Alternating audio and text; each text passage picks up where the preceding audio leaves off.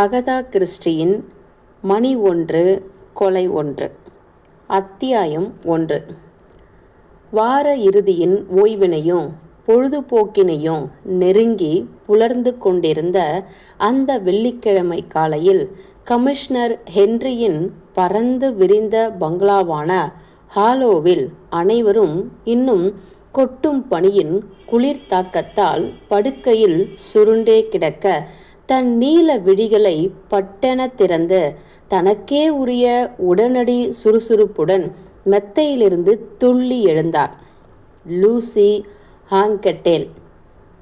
நெளிந்து சோம்பி குளிரால் வெடவெடத்து இன்னும் கொஞ்சம் படுத்திருப்போமா என்று படுக்கையை திரும்பி திரும்பி பார்த்து என எந்த மந்த நடவடிக்கையும் இல்லாமல் தன் பிரத்யேக முத்திரை சக்தியோடு கிளம்பினார் லூசி. முக்கியமான ஒரு விஷயம் குறித்து உடனடியாக ஆலோசனை செய்து உரையாட எழுந்த குழந்தையின் துள்ளல் போன்ற யாராலும் ஈடுகொடுக்க முடியாத ஒரு வேகம் லூசிக்குள் புரண்டது. ஆலோசனைக்கு நேற்றிரவு ஹாலோ வந்து இறங்கியிருந்த இவரின் ஒன்றுவிட்ட சகோதரி மிக்டேவை தேர்ந்தெடுத்து கொண்டார். படுக்கையிலிருந்து இறங்கிய லூசி எந்த வயதிலும் இன்னும் பளபளப்புடன் மிளிரும் தன் இரு தோள்களையும் அசட்டை கலந்து பெருமிதமாய் பார்த்து கொண்டு மிக்டே அறை நோக்கி பாய்ந்தார். தன்னுடைய இயல்பான வழக்கப்படி மிக்டேவுக்கும் தனக்குமான சம்பாஷணையை தனது வளமிக்க கற்பனை திறத்தினால் தன்னுள்ளேயே நிகழ்த்தி அதற்கு மிக்டே தரும் பதில்களையும் யூகித்து கொண்டு சம்பாஷணையின் போது எப்படியெல்லாம் கொடிக்கட்டி திகழலாம் என்னும் திட்டமிடல் ஊடே மிக்டே அறைவாயிலை அடைந்தார். உள்பக்கம் தாளிடப்படாமல் அடைக்கப்பட்டிருந்த மிக்டே அறைக்கதவை தடால் என்று திறந்து நுழையும் போதே, அன்பு சகோதரி, நாளை விடிவுள்ள இந்த வார இறுதி நாட்கள் இரண்டும் நிச்சயம் சுலபமாக இருக்கப் போவதில்லை என்பதை நீ ஒப்புக்கொள்ளத்தான் வேண்டும் என்று உச்சஸ்தாயில் சொல்லிக்கொண்டே நுழைந்தார் லூசி. இப்படி ஒரு இடியோசை அமைதியாய் அடைக்கப்பட்டிருந்த அந்த அறைக்குள் எதிர்பாராது முழங்கியதும் என்ன நடக்கிறது என்று தெளிவற்று பிழறி திணறியபடி தனது ஆழ்ந்த நிம்மதியான ஒரு மனோகர காலை தூக்கத்திலிருந்து அதிருப்தியாய் விழித்து கொண்டார் மிக்டே. தியானம் போல திகழ்ந்து கொண்டிருந்த தூக்கத்திலிருந்து தூக்கி வாரி போட்டு எழுந்ததால் அவர் நெஞ்சும் விரல்களும் லேசாய் அதிர்ந்தன. அதே அதிர்வோடு எதனால் இப்படி ஒரு சப்தம் விளைந்தது என தலையை தூக்கி தேடியவர் கண்களில் எதிரே திரைசீலைகளை விலக்கி செப்டம்பர் மாத வசந்த காலத்து காலை கதிரை அறைக்குள் நுழைய வழி செய்து கொண்டிருந்த லூசியும், ஆஹா, பனியின் சிலிர்ப்பில் வளைய வரும் அதோ அந்த பறவைகள்தான் எத்தனை அழகு என வியந்து கொண்டிருந்த அவரின் குரல்களும் அகப்பட்டன. என்ன என்று இன்னும் தெளிவு பெறாமல் கேட்டார் மிக்டே. ஜன்னலின் வழியே வெளியே வழியும் இயற்கையை பார்த்து கொண்டிருந்த லூசி வானிலை எந்த தொந்தரவும் தரப்போவதில்லை, அது கோவையாக அமைந்துவிட்டது, வருபவர்கள்தான் தொந்தரவு தராமல் இருக்க வேண்டும். பலவித குண அதிசயங்கள் அன்றோ நபர்கள் இங்கு வரவுள்ளனர். இப்படி வித்தியாசமானவர்கள் கூடும்போது சாதாரண நிலையை விட 10 மடங்கு மோசமான சூழல் ஏற்பட்டு விடலாம் என்பதை நீ கூட ஒப்புக்கொள்வாய் மிக்டே என்று சொல்லிவிட்டு இப்பொழுது மிக்டே படுத்திருந்த கட்டிலின் பக்கம் திரும்பி கைகளை குறுக்காக கட்டி நின்று கொண்டு மெலிதாய் புன்னகை தவழ்ந்த தொடர்ந்தார். சிறு விளையாட்டில் கூட பொறி கிளம்பி அது வினையாய் போய் முடியும். சென்ற வருடம் ஏதோ விளையாட்டின் பொழுதுதான் நான் பாவம் அந்த கெரிடாவை வெறுப்பேற்றுவிட்டேன். பிறகு ஹென்ரியிடம் போய் அத்தனையும் என் சிந்தனையற்ற செயல்தான் என சொல்லி வருந்தினேன். அவளை விட்டு வா என்று ஜானை அழைத்தாலும் தகாது. ஆகையால் அவள் தவிர்க்கப்பட இயலாதவள். இருந்தாலும் அவளை போன்றோரால் தொந்தரவு மிகத்தான் செய்கின்றது. இதில் வருத்தம் தருவது எது தெரியுமா மிக்டே? கேட்டா மிக நல்லவள், இனியவள் என்பதுதான். பாவம், இவளை போன்ற அப்பிராணிகள் இப்படி சமயோஜிதம் என்பது முழுக்க அற்று மூளையற்றவர்களாக படைக்கப்பட்டுள்ளதை நினைக்கும் போது இறைவன் மீது கோபம் கவிழ்ந்து வயிறெறிகிறது. இப்பொழுது எனக்குத்தான் வயிறெறிகிறது. ஆனந்த தூக்கத்தில் இருந்தவளை அதிரடியாய் எழுப்பி இப்பொழுது நீ எதை பற்றி பேசிக்கொண்டிருக்கிறாய்? இந்த வார இறுதி நிகழ்ச்சிகளை பற்றி தான். நாளை இங்கு வர உள்ளவர்களை பற்றி நேற்று இரவு முழுவதும் இதே சிந்தனைதான் தெரியுமோ. தூங்கவே இல்லை. எப்பொழுது விடியும் இந்த மன சங்கடத்தை பற்றி உன்னுடன் வந்து எப்பொழுது பரிமாறி ஆலோசனை பெறுவேன் என காத்து கொண்டிருந்தேன். விடிந்தது, ஓடி வந்து விட்டேன். நீ அறிவுள்ளவள், அனுபவம் உள்ளவள் எப்பொழுதும். அதனால் லூசி என்று கடுமையாய் அழைத்தார் மிக்டே. உப்பசமற்ற ஒரு காரணத்திற்காக தன் தூக்கம் கலைந்து போனதில் உண்டான கடுமை. இப்பொழுது மணி என்ன தெரியுமா? தெரியாது மிக்டே. எனக்கு மணி பார்த்து வேலை செய்யும் பழக்கமே கிடையாது. 6:15. ஹோ என்றார் லூசி, மிக்டே மீது துளியும் பரிதாபமில்லாத துணியில். மிக்டே இன்னும் கடுமையாய் லூசியை பார்த்தார். வேறொன்றும் செய்வதற்கில்லை என்று அவருக்கு தெரியும். சுத்த பைத்தியக்காரி, அசாதாரண படைப்பு. இப்படி விவஸ்தையே இல்லாதவளோடு என்ன உறவு வேண்டி கிடக்கிறது? இவ்விதமாய் தூக்கம் கலைந்து போய்விட்ட கழிவிறக்கத்தில் மிக்டே தனக்குள் அழாத குறையாய் பொறுமிக்கொண்டே இருந்தாலும் கடைசியாய் தனக்குத்தானே கேட்டுக்கொண்ட கேள்விக்கான விடையும் அறிய பெற்றவர்தான் இவர். எதிரே இன்னும் புன்முறுவிக்கொண்டே நின்று கொண்டிருந்த லூசியின் கல்மிஷமற்ற முகத்தை பார்க்கும்போது காண்போரை ஊடுருவி கட்டி போடும் இவரின் மிகச்சிறப்பான வசீகரமோ, அதனை அற்புதமாய் கையாண்டு உலகையே இவர் கட்டியாளும் திறனும்தான். சிறு பிள்ளையாய் நடந்து கொண்டாலும் லூசியோடு இன்னும் உறவு பேண வைத்துள்ளன என்று மிக்டே உணர்ந்தார். எத்தனை பிரபலங்கள், எத்தனை அரசு அதிகாரிகள், எத்தனை வெளிநாட்டு மனிதர்கள், எத்தனை பேர்! லூசியின் கபடமற்ற வசீகரம் தந்த வீச்சால் இவரின் அத்தனை தொந்தரவுகளையும் இடைஞ்சல்களையும் அவை ஏற்படுத்திய குழப்பங்களையும் சகித்து கொண்டுள்ளனர். இதோ 60 வயதினை தாண்டிவிட்ட நிலையில் கூட லூசியின் வற்றாத வசீகரமோ, அதை இவர் தனக்கு சாதகமாக கையாண்டு பிரயோகிக்க பெறும் வெற்றியும் ஈடு இணையற்ற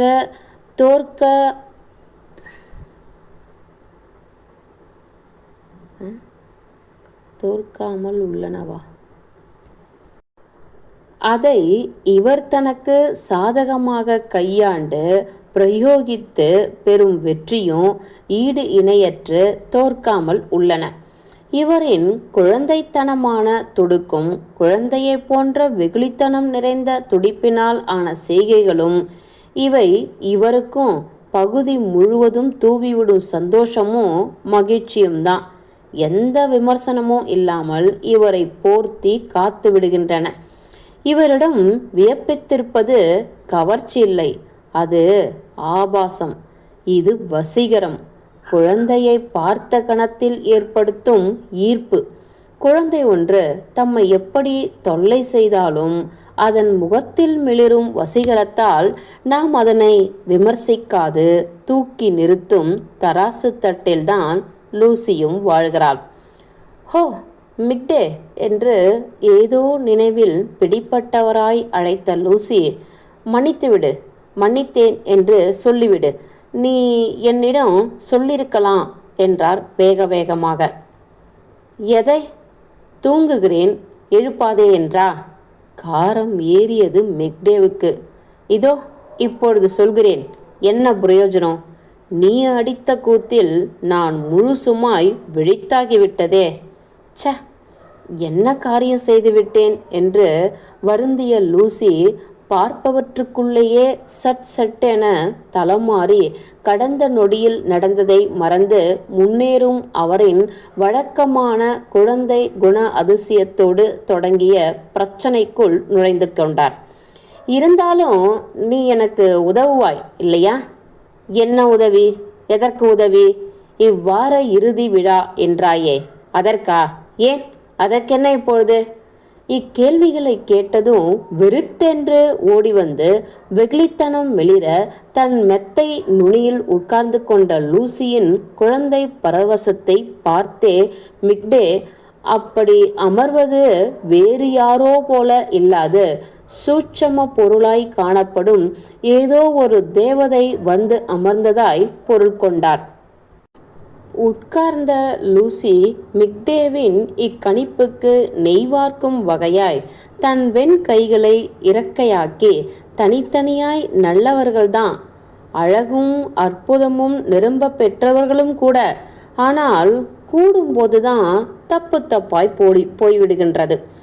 விதவித எண்ணங்களும் சிந்தனைகளும் உடையவர்கள், இப்படி விதவித குண அதிசய நண்பர்கள் வந்து இறங்கப் போகிறார்கள் என்று வானத்திலிருந்து இறங்கும் ஆகாய விமானமாய் விரித்த கைகளை நளினமாய் நடித்து காட்டினார். என்ன வசீகரம் என்று மிக்டேவின் மூச்சு நின்று போனது. பின் ரகசியமாய் ஒன்றாய் வேற கூட போகிறார்கள் என்று குறிப்பிட்டார். யார் யாரெல்லாம் வருகிறார்கள்? இப்படி கேட்டுவிட்டு தன் நெற்றியில் விழுந்த கலைந்திருந்த கூந்தலை பின்னுக்கு தள்ளியபடி எழுந்தமர்ந்து விலகியிருந்த கம்பளியை போர்த்தி கொண்டார் மிக்டே. தன் இந்த செயல்கள் எதிலும் லூசியிடம் தெரித்த தேவதை சாயல் எதுவும் இல்லையே என்றும் கவனித்து ஏங்கிக் கொண்டார். ஜானும் கெர்டாவும், இவர்களை பிரிக்க முடியாது. பாவம் கெர்டா, அவளை வழிநடத்த ஒருவர் எப்பொழுதும் தேவைப்படுகிறார். நாம் அனைவரும் அவளிடம் அன்பாக, மிக மிக அன்பாக நடந்து கொள்ள வேண்டும். அழகும் கம்பீரமும் கவர்ச்சியும் ஒருங்கே பெற்றுள்ள ஆணழகன் ஜானுக்கு இப்படி ஒருத்தி. இக்கருத்தை ஏற்க இயலாதவராய் போனதையே சொல்லிக்கொண்டு தெரியாதே லூசி. இப்போதெல்லாம் கெர்டா அவ்வளவு மோசமாக ஒன்றும் இல்லை என மறுத்தார். ஆனாலும் அவள் பரிதாபகரமானவள் தானே. மற்றவர்கள் சொல்லும் எதையும் அர்த்தப்படுத்தி கொள்ள இயலாமல் தானே இன்னும் இருக்கிறாள். பிறகு ஹென்ரீட்டா வருவதாய் கேள்விப்பட்டேன். அப்படியா? லூசியின் முகம் விறுவிறுவென பிரகாசமானது. ஆமா ஆமா, சொல்லும்போதே உற்சாகம் கரை புரண்டது அவரிடம். அவள்தான் நமக்கெல்லாம் சிறப்பானதொரு சக்தியாய் இருக்கப் போகிறாள் என்பது என் நம்பிக்கை. அவள் ஒரு கலங்கரை விளக்கு.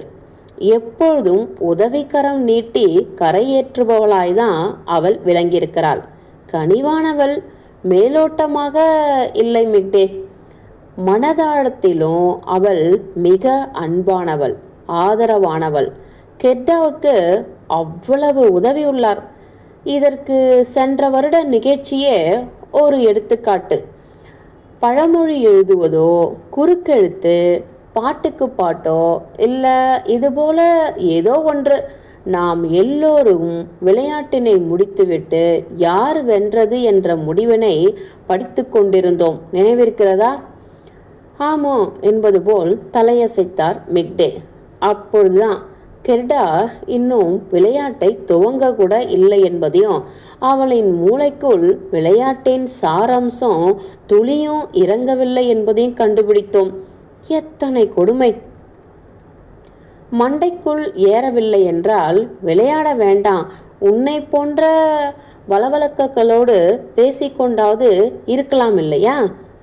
மிக்டேயின் இக்கேள்விக்கான விடையாய் நாமும் அதற்கு முயற்சி செய்யலாம்தான் என்று ஆதரித்து துவங்கிய லூசி, ஆனால் உரையாடல் கெர்டாவுடன் என்றால் வயிற்றை அன்றோ கலக்குகின்றது என்றபடி தொடர்ந்தார்.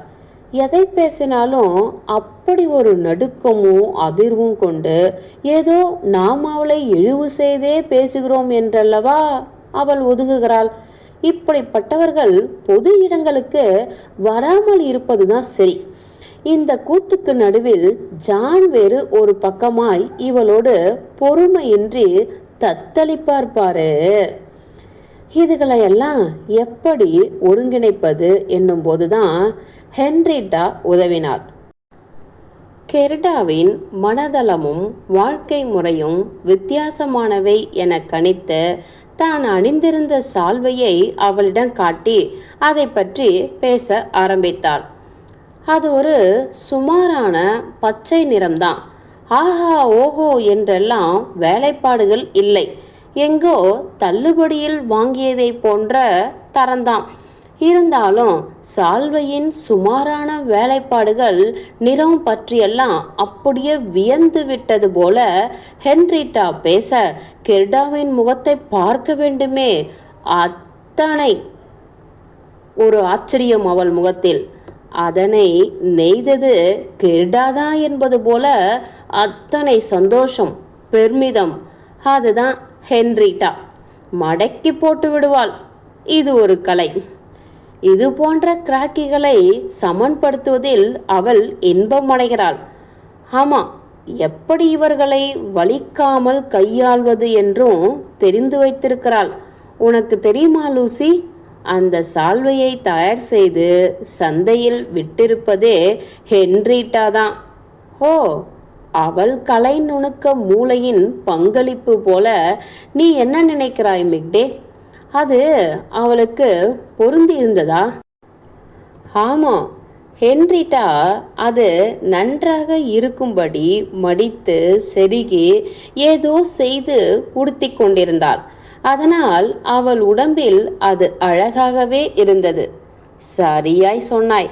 இதுதான் ஹென்ரிட்டாவுக்கும் கெர்டாவுக்குமான வித்தியாசம். தான் எது செய்தாலும் அவளுக்கே உரிய கலை நுணுக்க திறனால் சிரத்தை எடுத்துக்கொண்டு ஹென்ரிட்டா செய்கிறாள்.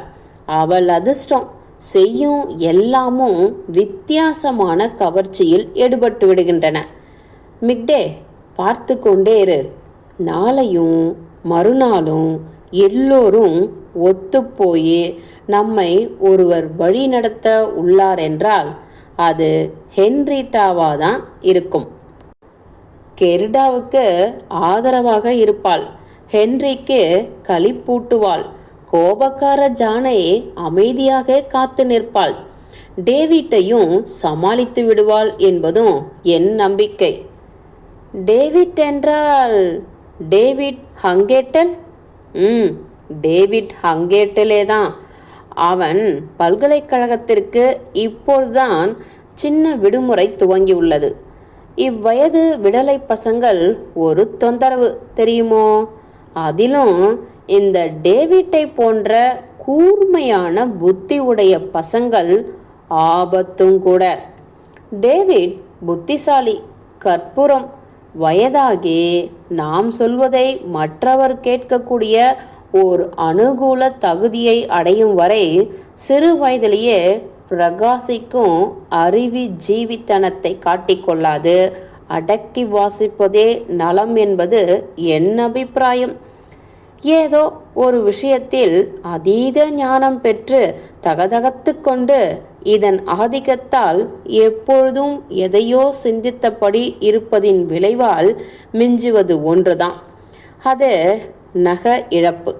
ஆம், கை நகங்களை கடித்து கடித்து அவை முழுவதும் குறைந்து ஒரு நிலையில் ஆதாம் கடித்த ஆப்பிள் போல அவை மாறிவிடுகின்றன. இந்த வகை பசங்கள் பேசவே பேசாது. தவறி வாய் திறந்தாலோ காட்டு கத்தலாய் கத்தி நாம் சொல்லும் எல்லா கருத்துக்களையும் ஆட்சேபித்து கிடக்கும் என்றபடி இருந்த லூசி நம்பிக்கையாய் சொன்னார். இவனையும் ஹென்ரிட்டா வளைத்து விடுவாள் என்பது திண்ணம். சாமர்த்தியமாய் கையாண்டு இவனுக்கு உகந்த கேள்விகளை மட்டுமே ரொம்பவும் சிரத்தையாய் கேட்பது போல கேட்டு வழிக்கு கொண்டு வந்து விடுவாள். ஹென்ரிட்டாவுக்கு எல்லாவற்றின் மீதும் முதிர்ந்த ஒருவரின் பெருந்தன்மையான சமப்பார்வை இருக்கின்றது. இதற்கு வலு சேர்க்கும் வகையில் இனிமையானவள். இவளோடு பேசுவதால் திருப்தி தருபவள். ஆமாம் ஆமாம் மிக்டே, மேலும் அவள் ஒரு கலைஞர் அல்லவா, சிற்பி. இந்த தகுதியும் அவளுக்கு மரியாதையான ஒரு அங்கீகாரத்தை பொது இடங்களில் உருவாக்கி விடுகின்றது என்ற லூசி ரசித்து சொன்னார். மனித மிருக இயற்கை அவயங்களை மட்டும் அவள் கல்லில் செதுக்குவதில்லை மிக்டே, உலோகம் மற்றும் சுண்ணாம்பில் கூட தன் செதுக்கும் திறமையில் மிளிர்கிறாள்.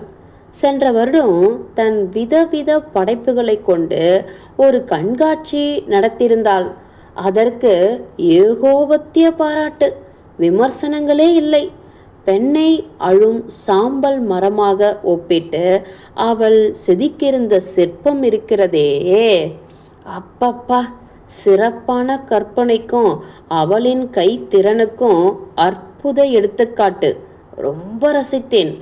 தான் ஓரிரு வார்த்தைகள் மட்டும் பேச அதற்கு லூசி ஒரு பத்தி, அதுவும் சங்கதி விட்டு சங்கதி தாவி ஒரு பத்தி பேசுவதில் அதிசயத்து போன மிக்டே, உன் மூளை இருக்குதே லூசி, அது ஒளியின் வேகத்தில் நிகழ்ச்சிகளை ஞாபகப்படுத்தி கொண்டு முன்னேறுகிறது. அதனுடன் இணையாக நானும் வந்து உரையாட ராட்சச அடிகள் வைத்து மூச்சு முட்ட பயணிக்க வேண்டியுள்ளது என்று வியந்தார். இதற்கு குறும்பாக, ஆகா, என்னை தாவி தாவி பரபரக்கும் குரங்கு என்கிறாய் என்றார் லூசி. போதுமே லூசி என பொறுமை இழந்தார் மிக்டே. இதுதான் நீ. உன் வேகத்துக்கு யாராலும் ஈடு தர முடியாதுமா. நீ பேச வந்ததோ இந்த வார இறுதியில் நடைபெறவுள்ள நம் நண்பர்களின் அளவளவலை பற்றி, அப்படித்தானே? இப்பொழுது ரீட்டாவின் சிற்பத்திறமை குறித்து விமர்சனத்துக்கு என்ன முகூர்த்தம் என்று புரியவில்லை. சலித்து கொண்டார். இதோ பார்த்தாயே, அளவளவலின் போது எந்த குளறுபடியும் நிகழப்போவது இல்லை, போதுமா?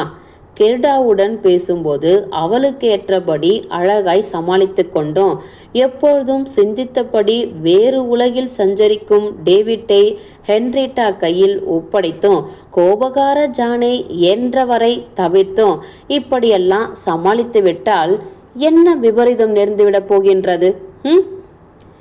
இவ்வாறு ஆறுதல் அளித்து லூசியை வெளியேற்றி போர்வைக்குள் தஞ்சம் புக திட்டமிட்ட மிக்டே, இதெல்லாம் சரிதான் என்று ஆசுவாசமாய் கூறிய லூசி, ஹெட்வர்ட்டும் அல்லவா வருகிறார் என்று முடித்ததும், ஹோ, ஹெட்வர்ட்,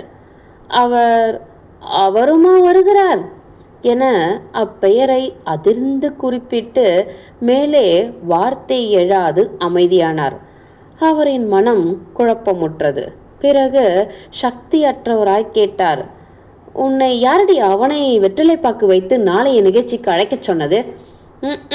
என்று இடித்த லூசி, ஹெட்வர்ட்டை அழைக்கவில்லை என எனக்கு ரொம்ப வியர்க்கிறது பாரு என்று முழங்கினார். மீண்டும் தொடர்ந்தார், நான் அழைப்பிதழை வைக்கவில்லை மிக்டே. ஆமாம், எப்படியோ விஷயம் அறிந்து அவர்தான் என்னை அழைத்து அப்படியா என கேட்டார். வேறென்ன சொல்லது? கிடையாது, அப்படியெல்லாம் ஒன்றுமில்லை என்றா. தானும் வந்து கலந்து கொள்ளலாமா என்று நேரடியாகவே கேட்டும் தொலைத்தார். உனக்கும் ஹெட்வர்ட்டை பற்றி தெரியாதா என்ன? வேண்டாம் என்று மட்டும் பதில் சொல்லியிருந்தேன் என்றால் அவ்வளவுதான். பிறகு வேறு எந்த விழாக்களுக்கும் வராது, நம்மை அப்படியே ஒதுக்கி விடுவார். அப்படிப்பட்டவர் அவர். மிக்டே ஏறிய கோபம் தணிந்து லூசியின் கருத்தை மெதுவாக உணர்ந்து ஏற்றுக்கொண்டார். ஹெட்வர்ட் அப்படிப்பட்ட ஒரு உணர்ச்சி பூர்வ ஆள்தான்.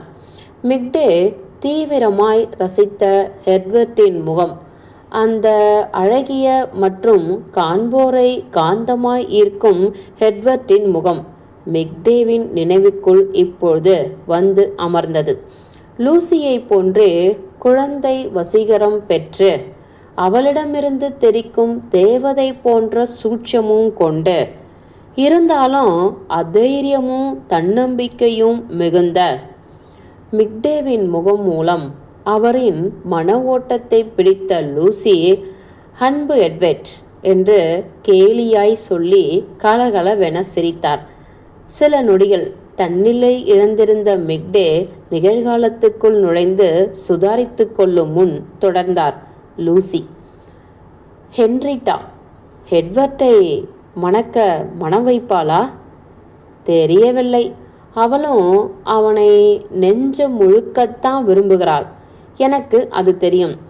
ஜான் இல்லாமல் இவர்கள் இருவரும் ஒரு வாரம் போல தனியாய் இருந்தார்கள் என்றால் விடிவு உண்டாகும். அவர்கள் காதலுக்கு தடுப்பு சுவரே ஜான் தான். எட்வர்ட்டை கண்டால் ஜானுக்கு ஏனோ அப்படி பற்றி கொண்டு வருகிறது. கல்யாணமாகி பிள்ளைக்குட்டி பெற்றாயிற்று. தன் வேலையை பார்த்து கொண்டு சும்மா இருந்து தொலைய வேண்டியது தானே. இந்த இக்கட்டில் எவ்வளவுக்கு ஜான் பொங்கி சீறுகிறாரென்றோ அவ்வளவுக்கு அவ்வளவு எட்வர்ட் அமுங்கியே வேறு போய்விடுகிறார். அமைதியாய் ஒப்புக்கொண்டார் மிக்டே. ஜானை தவிர்க்கவும் முடியாது. இயலாமை பீடித்தது போல் சொன்னார் லூசி. ஒன்று கெடாவுக்காக, இன்னொன்று இப்படி ஒரு நிகழ்ச்சியை இந்த வார இறுதியில் ஏற்பாடு செய்திருக்கிறோம். அதற்கு வந்துவிடு என்று சில வாரங்களுக்கு முன்னமையே அவருக்கு அறிவித்தாயிற்று. இப்பொழுது வேண்டாம் என சொல்லவும் முடியாது. மிக்டே பதிலேதும் கூறாமல் சந்தோஷ மனோநிலை உழுக்கப்பட்டவராய் இருந்தார். பிரிந்துவிட்ட மனம் கவர்ந்தவரை பார்க்காமலே இருந்துவிட வேண்டும். இல்லை, கைப்பிடித்து விட வேண்டும். அமைதியாய் சென்று கொண்டிருக்கும் வாழ்க்கையின் நடுவில் திடுதிப்பென்று மீண்டும் சந்தித்து சிலாகித்து பழையதையெல்லாம் மீண்டும் ஜீரணிக்க இயலாது ஆசை போட்டு மேதாவியாய் நடந்து கொண்டு நகங்களை கடித்து துப்பும் டேவிட், கும்மாளங்களில் கலக்காமல் குழம்பியே இருக்க போகிற கிர்டா, எப்பொழுதும் நம்பிக்கையான தீர்மானம் கொண்ட ஜான், இது எப்பொழுதும் அற்ற எட்வர்ட் போன்ற கலவையோடு அன்பு மிக்டே, இவ்விழாவினை உருப்படியா நடத்தி முடிக்க முடியுமா என திகிலாய் தான் உள்ளது. இப்படியெல்லாம் மனதில் இருப்பதால் தான் தன்னை வந்து பார்த்து ஆலோசனை கேட்க லூசி விழைந்துள்ளார் என இப்பொழுது உணர்ந்த மிக்டே, அனைவரும் ஒன்று சேர உள்ள இந்த நிகழ்ச்சி என்னும் இனிப்பின் உட்பொருட்கள் நம்பிக்கையற்றுதான் தோன்றுகின்றன என அவரின் திகிலை கவிதையாய் ஆமோதித்தார். சில சமயங்களில் என்று லூசி புன்முறுவி, நம் திகிலை இழிக்க வைத்துவிட்டு நிகழ்வுகளை அனைத்தும் அமைதியாய் கூட முடிந்துவிடும் என்று நம்பிக்கையற்ற ஒரு எதிர்பார்ப்பை வெளியிட்டார். பிறகு சொன்னார், நிகழ்ச்சியை சுவையான இனிப்போடு கற்பனை செய்தாயே, அந்த இனிப்பின் மிக முக்கிய உட்பொருளான முட்டை போல நம் நிகழ்ச்சி என்னும் இனிப்பில் விளங்க ஒருவரை நான் அழைத்துள்ளேன். அது யாருமா? அப்படியாப்பட்ட முக்கியஸ்தர்? குற்றவாளிகளின் சிம்ம சொப்பனத்தை தான் குறிப்பிடுகிறேன். அவரைதான் சிறப்பு விருந்தாளியாக அழைத்துள்ளேன். குற்றவாளிகளின் சிம்ம சொப்பனம்? துப்பறியும் புலி ஹெர்குல் பாய்ரோ. ஹென்றி முதன்மை கமிஷனராக பாக்தாத்தில் இருந்தபோது ஏதோ துப்பறியும் விஷயமாக துப்பறியும் நிபுணர் அங்கு வந்திருந்தார். அவர் மற்றும் அவர் சகாக்களை விருந்துக்கு அழைத்திருந்தோம். எத்தனை அஜானுபாகான வெள்ளை ஷூட்டு, சட்டையில் அழகிய பிங்க் நிற பூ, கருப்பு நிற மொறு முழுக்கால் சட்டை, உயர் ரக தோல் காலணி சகிதமாய் பிரமிப்பான தைரியம் முகமெங்கும் பொங்க வந்து சிறப்பித்தார் என்று நினைவு கூர்ந்த லூசி அவரை விருந்தாளியாக அழைத்ததற்கான காரணத்தையும் கூறினார். அவரை பிடித்த அளவு அவருடைய தொழிலில் எனக்கு பிடித்தமே இல்லை தெரியுமா? கொலையோ நிகழ்ந்தாயிற்று, கொலையாளியும் தப்பித்தாயிற்று. பிறகு என்ன துப்பறிதல்? கேலி கூத்தாய்ப்படவில்லை? தேடி தேடி துருவி துருவி கடைசியில் பல கொலை வழக்குகள் கிடப்பிலேயே கிடந்து விடுகின்றன. என்ன தொழில் இது? ஆனாலும் அவரின் இனிமையான பழகும் விதமும் பயமற்ற ஆண்மையும் மறுபடியும் ஏதேனும் ஒரு சந்தர்ப்பத்தில் நிச்சயம் அவரை பயன்படுத்தி கொள்ளதான் வேண்டும் என என்னுள் ஒரு வேட்கையை வளர்த்து விட்டிருந்தன.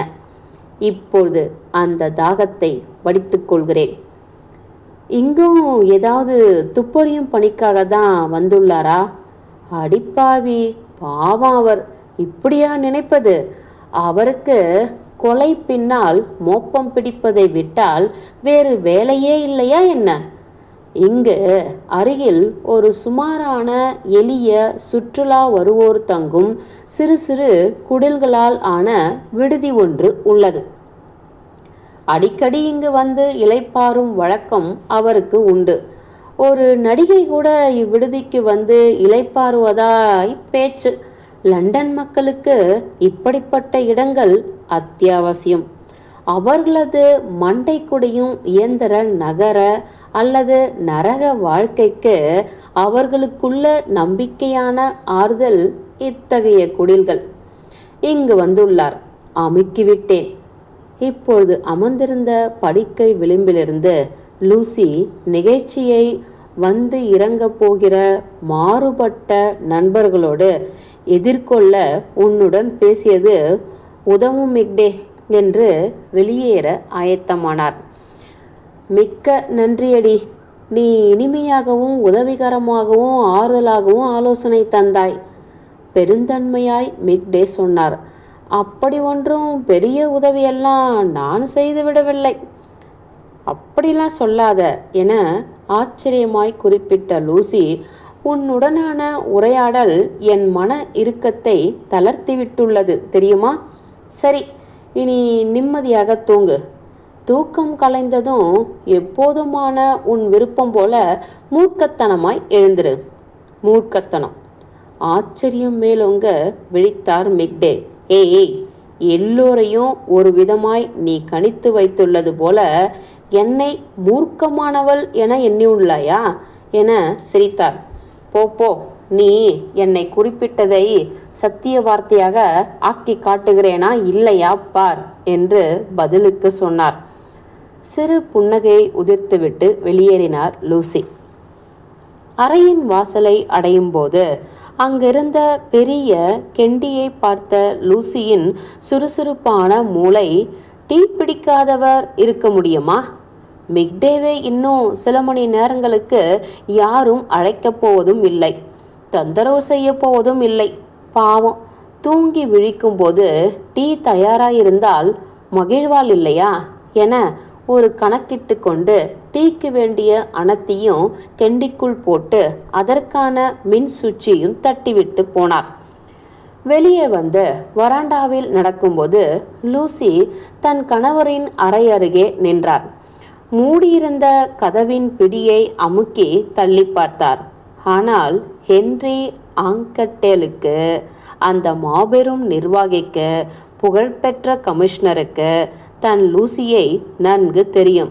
லூசி மீது சமுத்திரத்தை விட பெரும் அளவு அன்பும் காதலும் கொண்டிருந்தாலும் காலை தூக்கம் என்பது அவர் அலாதியாய் நேசிக்கும் ஒன்று. அது அவருக்கு குலையக்கூடாது. எனவே கதவை தாளிட்டிருந்தார். தன் கணவருக்கு காட்ட இயலாத முகத்தை, சுளிப்பை கதவுக்கு காட்டிவிட்டு தன் அறைக்குள் புகுந்து கொண்டார் லூசி. மிக்டேவிடம் கதறியதையே ஹென்ரியிடமும் கதறியிருப்பார். இப்பொழுது இயலாமல் போய்விட்டது. அவர் எழுந்ததும் நிச்சயம் ஹென்ரியையும் ஒரு வழி ஆக்கத்தான் போகிறார். அறை ஜன்னல் அருகே நின்று வெளியே பனியால் வெலவெலத்துள்ள நகரை பார்த்தவரின் கண்களில் தூக்கம் புரண்டது. நீண்ட கொட்டாவியும் எழுந்தது. படுக்கையில் படுத்தார். தலையணையில் தலை புதைத்தார். 2 நிமிடங்கள் மட்டுமே கடந்தன. ஆழ்ந்த தூக்கத்தின் பிடிகளில் உலாவினார். குழந்தை மனதின் குண அதிசயம், பல கோடி பேருக்கு வாய்க்காத வரம். அங்கு மிக்டே அறையில் கொதிநிலை கடந்து நெருப்பாய் சுட்டு கொண்டிருந்தது கெண்டி. ஓ, இன்னொரு கெண்டி காலி திரு கட்சன் என்றான் அங்கு வந்த பணியாளன் சைமன். தன்னிடமிருந்த இன்னொரு நல்ல கெண்டியை மாற்றி வைத்து கொதித்து பாழாகியிருந்த கெண்டியை அப்புறப்படுத்தினான். இந்த அம்மா எப்பொழுதும் இப்படித்தானோ என்றான் சைமன் கிசுகிசுப்பாய். மிக இலகிய மனம் கொண்டவர்தான், ஆனால் மறதி ஜாஸ்தி என்றான் கட்சன். இப்படி நல்ல மனம் படைத்து இவர் இருப்பதால்தான் இவர் மறதியால் நடக்கும் விபரீதங்கள் இவரின் கவனத்திற்கு கொண்டு சென்று வெறுப்பேற்றாமல் விட்டுவிடுகின்றன. பார்த்தாயல்லவா, ஒரு புது கெண்டியை இப்பொழுது மாற்றினேனே, அதை கூட அவரிடம் நான் சொல்ல மாட்டேன். பாவம், குழந்தையாய் வருத்தப்படுவார். அத்தியாயம் 1 முடிந்தது.